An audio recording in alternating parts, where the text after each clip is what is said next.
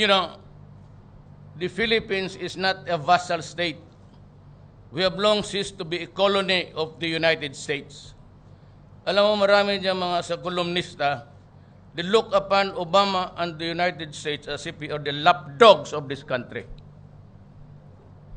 I do not respond to anybody but to the people of the Republic of the Philippines. Wala akong pakialam sa kanya. Who is he?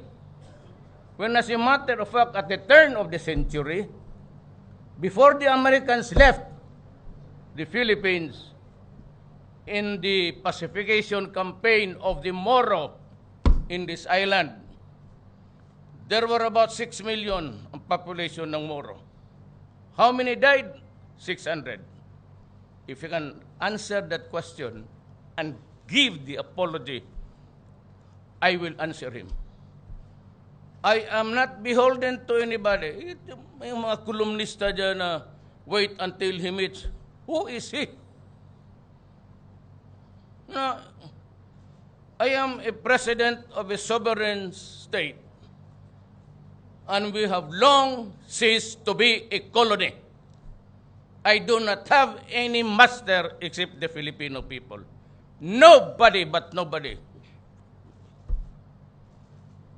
You must be respectful. Do not just throw away questions and statements. Putang ina, mumurahin kita dyan sa forum na yan. Mga gano'n na yun. Tell that to everybody. Ito mga kolumnista, para ba akong tinatakot? Anak ka na.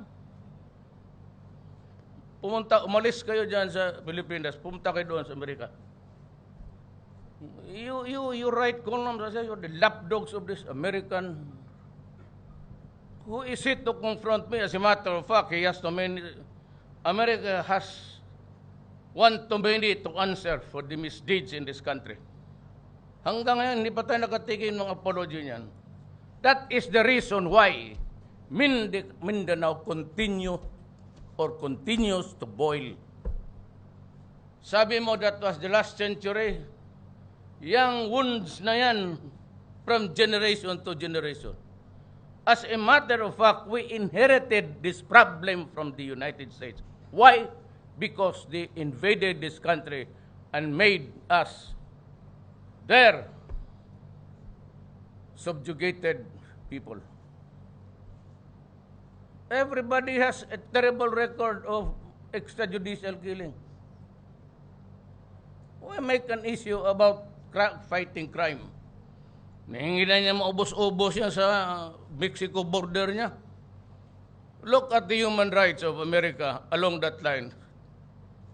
The way how they treat the migrants there. Masyado kayong believe sa Amerika. Bumilib kayo dito sa atin, Amerika. Siya ang mag-explain sa akin kung bakit ganyang extrajudicial killing nila. Can he explain the 600,000 Moro massacred in this island? Do you want to see the pictures? Maybe I'll ask him. I'll make it public. We have a recorded history of that sordid period of our national life. Nobody but nobody can just... Sino ka? Yung mga American Indians mo, sa sino lang, inubos mo eh. Oh, what about the rights of those guys who died in the past? Is it because it's just the past tense, we do not answer for the present tense? You must be kidding. Stop joking yourself. Kayong mga sobra ka-believe diyang, who is you, Obama, to ask me that? I'll tell him, who are you? Tell him that. Telegraph mo ngayon. Hindi ako punta dito na pagkaulila dyan sa mga.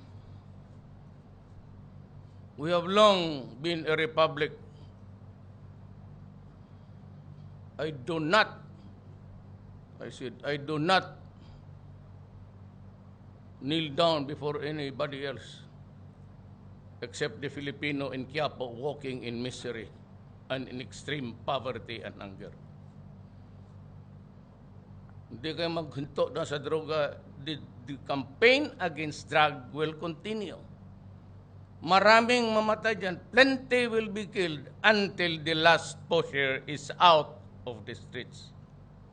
Until the drug manufacturer is killed, we will continue, and I will continue, and I don't give a shit about anybody observing my behavior.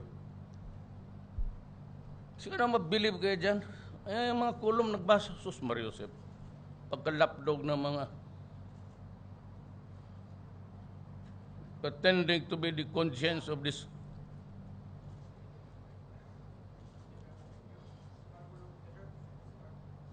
Again, I would like to, there are a lot of you, so much about extrajudicial killing, then connect it with Obama.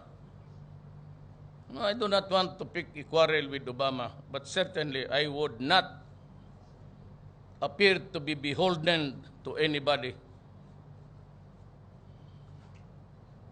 I only am answerable again to the Filipino people who elected me as president. Period. Nobody but nobody should interfere. This is an independent country. Nobody has the right to lecture on me.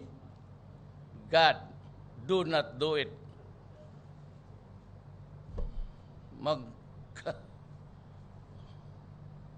Gusto mo, yeah, the right word, magkababuyan tayo doon. Ginawa mo sa akin yan. I do not accept that proposition that anybody is superior than me. We're supposed to be equal there. My country might be small, hardly keeping up with the economic problems, but I will not allow myself to insultuhin mo yung Pilipino. But there are others who has the mental capacity of dogs who laugh at the ass of the Americans. Salamat. Just came out of a long day of meetings, so I just heard about some of this, but I have seen some of those colorful statements in the past, and so clearly he's a colorful guy. And what I've instructed my team to do is to talk to their Philippine counterparts to find out, is this in fact a time where we can have some constructive, productive conversations? Obviously, the Filipino people are some of our closest friends and allies, and the Philippines is a treaty ally of ours. But I always want to make sure that if I'm having a meeting that it's actually productive and we're getting something done. We recognize the significant burden that the drug trade plays not just in the Philippines but around the world, and fighting narco trafficking is tough. But we will always assert the need to have due process and to engage in that fight against drugs in a way that's consistent with basic international norms. And so undoubtedly, if and when we have a meeting, that this is something that's going to be brought up.